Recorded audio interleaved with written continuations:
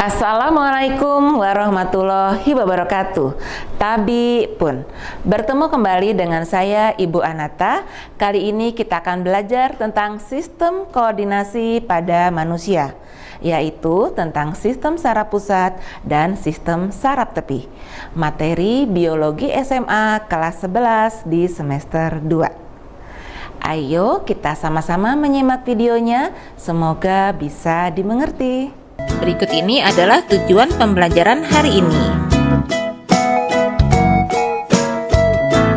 Sistem koordinasi pada manusia itu terdiri dari sistem saraf, sistem indera, dan sistem endokrin atau hormon.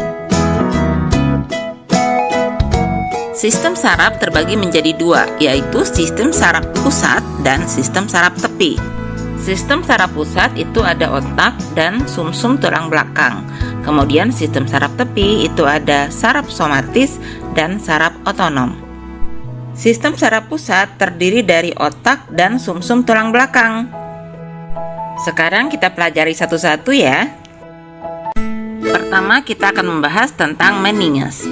Meninges itu adalah selaput yang terdiri dari jaringan ikat yang berfungsi sebagai pelindung sistem saraf pusat. Meninges terdiri dari 3 lapis. Yang pertama pia meter, kedua arachnoid, dan yang ketiga dura meter. Pia meter adalah selaput paling dalam dan sangat dekat dengan permukaan otak dan sumsum tulang belakang. Lapisan ini menyelipkan diri ke dalam celah-celah yang ada pada otak dan sumsum tulang belakang. Lapisan ini banyak mengandung pembuluh darah sehingga berperan dalam penyaluran oksigen dan zat makanan serta mengeluarkan sisa metabolisme. Lapisan kedua arachnoid. Arachnoid ini berupa selaput jaring yang lembut, terletak antara pia meter dan dura meter. Dan lapisan ketiga adalah dura meter. Dura meter ini merupakan lapisan terluar yang padat dan keras serta bersatu dengan tengkorak. Antara arachnoid dan pia meter terdapat rongga yang berisi cairan cerebrospinal, berfungsi untuk melindungi otak dari benturan pada tengkorak. Sistem saraf pusat merupakan saraf sadar yang terdiri dari otak dan sumsum tulang belakang atau medula spinalis. Anatomi otak. Otak terdiri dari dua belahan, yaitu belahan kiri dan belahan kanan. Masing-masing belahan terdiri dari dua substansi pokok, yaitu substansi kelabu dan substansi putih. Substansi kelabu merupakan kumpulan badan sel dendrit dan akson yang tidak bermielin, sedangkan substansi putih merupakan kumpulan akson yang bermielin. Kemudian di tengahnya ada ventricle, yaitu rongga yang berisi cairan cerebrospinal. Otak manusia dibagi menjadi 3 bagian, yaitu otak depan, otak tengah, dan otak belakang. Otak depan terdiri dari telencephalon dan diencephalon. Telencephalon kelak akan menjadi cerebrum atau otak besar, sedangkan diencephalon akan berisikan talamus, hipotalamus, dan epitalamus.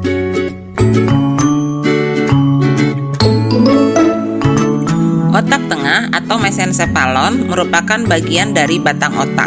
Kemudian otak belakang terdiri dari metencephalon dan mielencephalon, di mana metencephalon kelak akan menjadi pons, yaitu bagian dari batang otak dan cerebellum.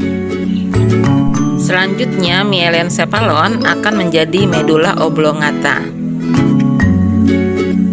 Otak besar atau cerebrum terbagi menjadi 4 bagian. Yang pertama bagian dahi atau lobus frontalis. Kedua bagian ubun-ubun atau lobus parietalis. Ketiga bagian pelipis atau lobus temporalis. Dan keempat bagian belakang kepala atau lobus occipitalis.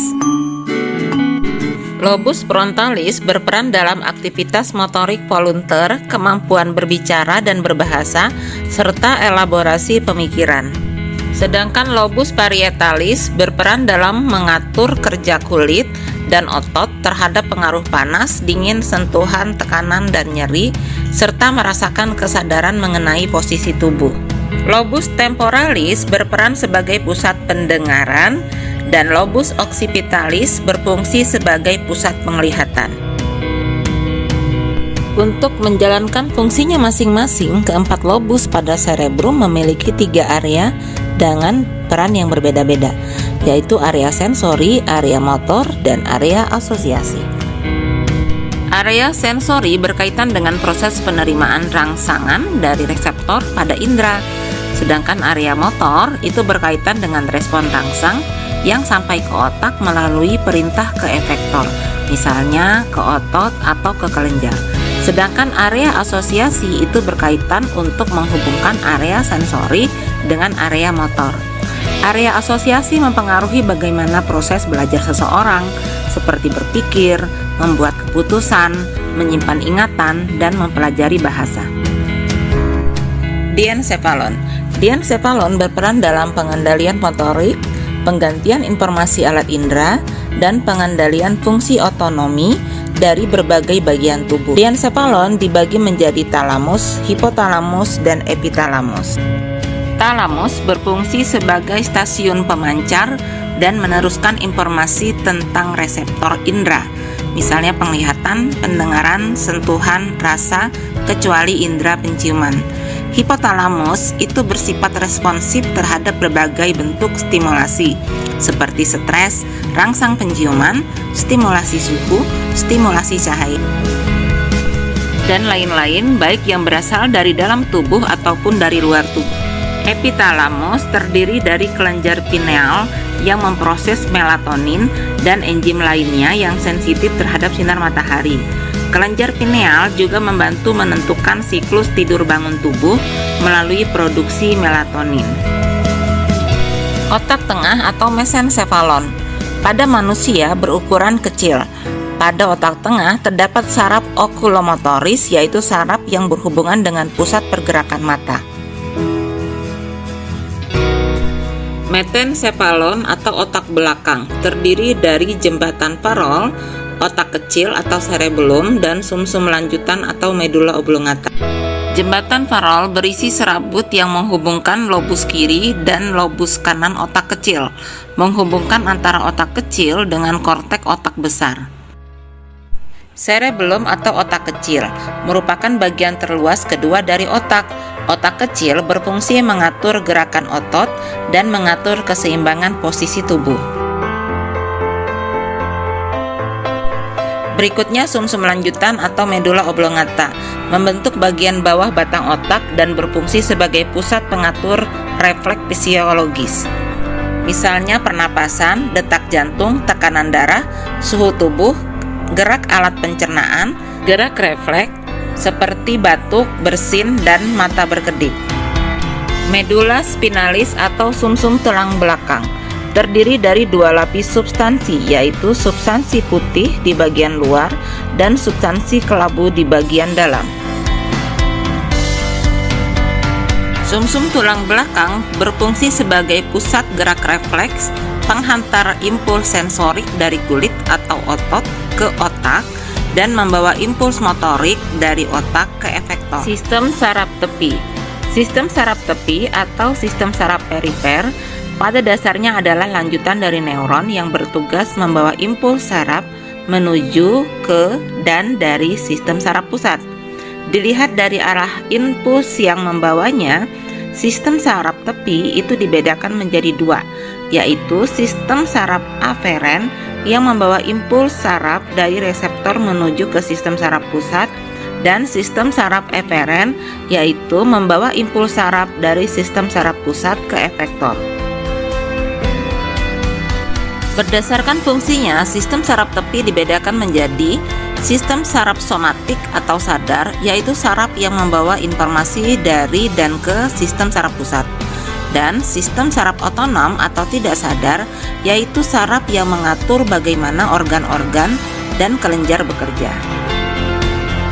Sistem saraf tepi somatis terdiri dari 12 pasang serabut saraf kranial atau otak yang keluar dari beberapa bagian otak menuju alat-alat indera, otot, dan kelenjar, serta 31 pasang serabut saraf spinal atau sumsum tulang belakang yang merupakan gabungan dari saraf sensorik yang masuk ke akar dorsal dan saraf motorik yang keluar melalui akar ventral.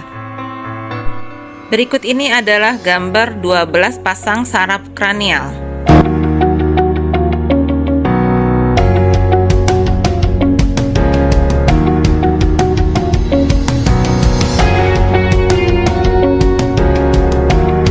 Sistem saraf otonom. Sistem saraf otonom terbagi menjadi dua, yaitu parasimpatis dan simpatis. Saraf ini bekerja tanpa kita sadari dan bergerak secara otomatis. Saraf parasimpatis dan simpatis bekerja secara berlawanan. Berikut ini adalah kerja dari saraf parasimpatis dan saraf simpatis.